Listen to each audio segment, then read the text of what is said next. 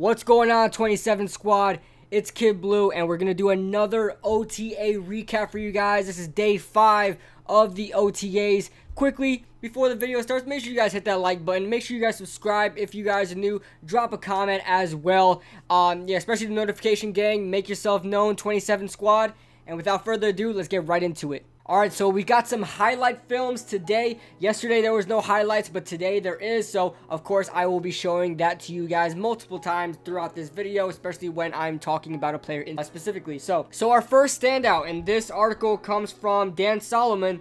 Our first standout is going to be Saquon Barkley. Now, they had a lot of 2-minute situations here in this OTA, and by the way, guys, this OTA was pretty much like yesterday in that it was raining. It was, cloudy throughout the day, drizzling throughout the day, but towards the end it started pouring, and pretty much that's how it went yesterday, so that's how it went today.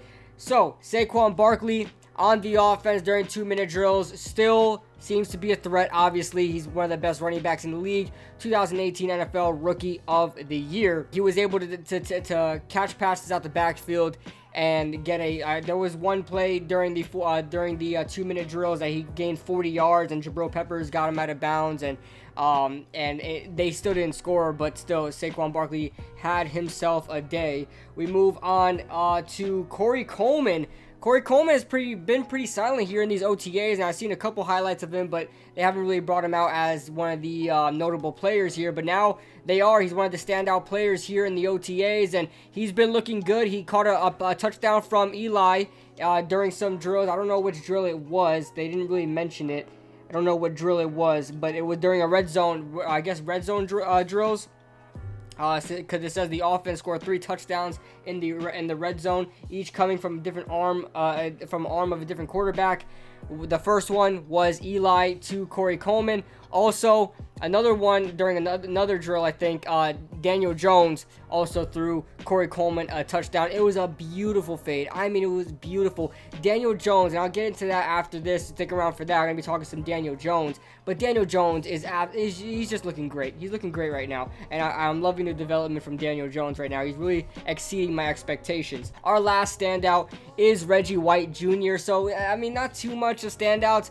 They're not really going over what he did. It's just that he caught a touchdown pass from, I believe it was from Alex Tanney. So, it was a great touchdown. Trust me, I'll show the highlight. It showed the highlight, but it was a good pass. But, I mean, I kind of wanted to see more, better standouts. I'm not saying that about the players. I'm saying about the feats. What did they do? I would like to see more accomplishments from the standouts. But anyway, those are the 3 standouts. Reggie White caught a touchdown from Alex Tanney.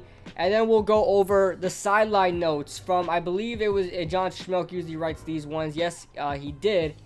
So, I'll quickly go over and read with you guys what has been going on here. Alright, so it says here that this practice featured the longest 2-minute drill situational period of the OTAs thus far. The offense was given the ball on its 25-yard line with 2 minutes and 4 seconds left on the clock, 3 timeouts, and needing a touchdown to win. So pretty much a very, very realistic situation you see towards the end of these games you see in the regular season in the NFL. The defense kept the offense out of the end zone both times, registering wins and flashing big play potential. The first team got the ball down the field on a long catch and run from Saquon Barkley, who got separation on a circle route or you call it angle route, circle route, over the middle for a 40-something yard gain down to the 24. The offense then stalled out and committed a false start penalty, putting the unit in a 3rd and long situation. Eli Manning got a lot of it back on an intermediate sideline throw to wide receiver Bennie Fowler, but Fowler tripped on his 4th and short route, leading to an incomplete pass and a win for the defense. So if it wasn't for that, they probably would have gotten it, but Bennie Fowler tripped. It was raining, so it is what it is. Daniel Jones led the second group and got into a 3rd and 10 situation on a play where edge rusher O'Shane Ximenez, our rookie 3rd round pick, put pressure on him. Jones tried to throw it down over the middle, but undrafted rookie free agent linebacker Mark McLaurin jumped the route for the interception. It's interesting how they're calling him a linebacker now, even though he's listed as a defensive back. He played safety like a box safety in college, but I guess they're really throwing him at a linebacker now, like middle linebacker, which is interesting because we need some competition there. But then it says the offense caught a break when 2 defensive penalties, including one in the defensive backfield that could have led to an interception, yielded an automatic first down. Jones directed the offense inside the opponent's 20, but the clock hit 0 before the offense could score. It was a great experience for Jones to run through such an extensive scenario. So I'm really loving the development from Daniel Jones. Of course, I'm not expecting him to go ahead and lead the offense down the field 10 times out of 10 and, score a touchdown, win the game, things like that. I want to see him be able to fail, because all the time, winners are molded when they fail. So this is obviously going to be a learning experience for him. Putting the pressure on him is definitely going to sharpen him up and make him, adjust to these type of things, especially in the weather condition that they were in earlier today. I mean, it's only looking up for Daniel Jones as of right now. You don't see him throwing like crazy interceptions and boneheaded moves like we've been seeing Eli been doing as of late. Daniel Jones has been looking like, I'm sorry to say this, guys, Daniel Jones has been looking like the best quarterback in the OTA so far. Look at the highlight. I know people always say, don't look at the highlights, but that's all we can see from him, and that's all I'm reading on these articles. They're all talking about the good of Daniel Jones. Yes, he threw an interception here. It's going to happen. He's still learning. But if you watch the film, in our case, it is the film, the highlight film, you're seeing Daniel Jones, the way he throws the ball is so much more fluid, so much more stronger than Alex Tanney and Eli Manning. They're on the money, perfect trajectory, perfect arm strength, perfect spiral. I mean, it looks great from Daniel Jones. I'm really liking what I'm seeing from DJ. It says, even though there are typical rookie mistakes, Jones continues to make some big-time throws to the sideline, like what I just said. He hit Corey Coleman on a beautiful sideline fade over the outside shoulder, and tight end Garrett Dickerson on a flag route during half-line pass drills.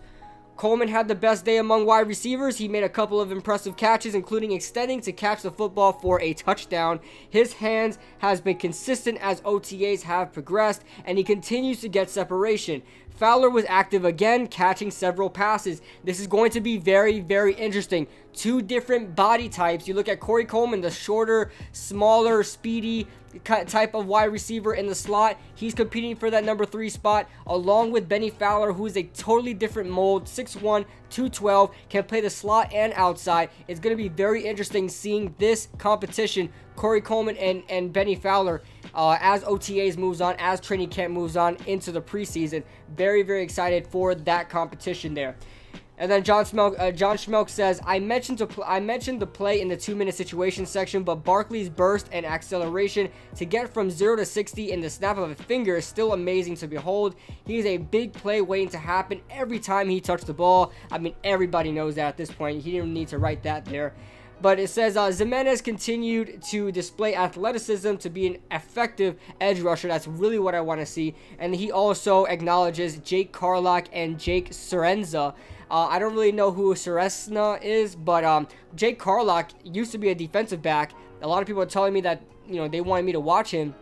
He switched over to edge rusher. So that's I've never seen a cornerback move to edge rusher before. So that's very interesting to see there. I can't wait to see what he's going to put out on the field. I haven't seen him on a highlight tape yet. So there's that. And then as every OTA article comes out, they always throw in that there's some friendly chatter going around talking about, friendly trash talk and things like that. Russell Shepard and Bennie Fowler are there encouraging their teammates to do better, and sparring with safety Jabril Peppers, who always gives it right back.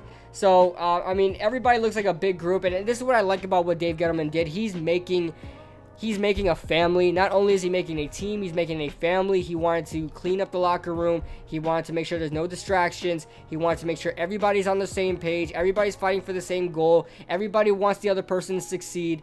And so far it's working. So far, when I'm looking at a lot of energy. I'm looking at just everybody coming together and wanting to do better and wanting their teammates to do better as well. So that's what I'm seeing from the OTA so far. But as a whole, this OTA wasn't anything spectacular. We've definitely seen some better OTAs. My personal favorite might be day 3 of the OTAs. We just seen a lot of things happening in that OTA, but this one tells a lot. This one tells a lot about the offense offense right now. The wide receivers, Corey Coleman, Bennie Fowler, and Daniel Jones as well.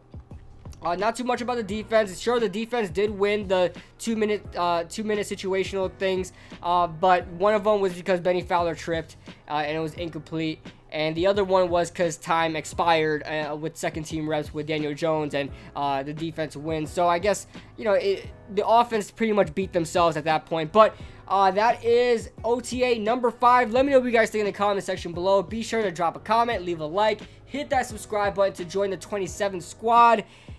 And with all that being said, for all Giants news and NFL news alike, I'm Kid Blue, and I will see you guys in the next video. See you guys later.